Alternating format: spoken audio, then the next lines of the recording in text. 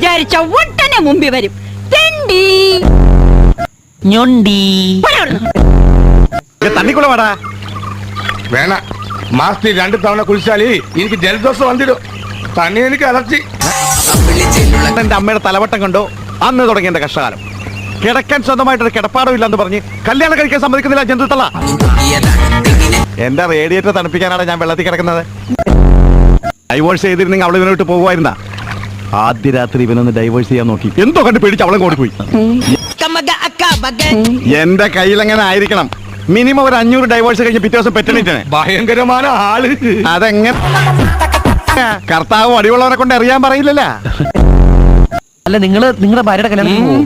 നല്ല സാപ്പാട് കിടക്കും. ഒന്നും പറയണ്ട സാറേ, മാർക്കറ്റ് ഇടിഞ്ഞു. കർത്താവേ, എന്നിട്ട് ആരെങ്കിലും മരിച്ചോ?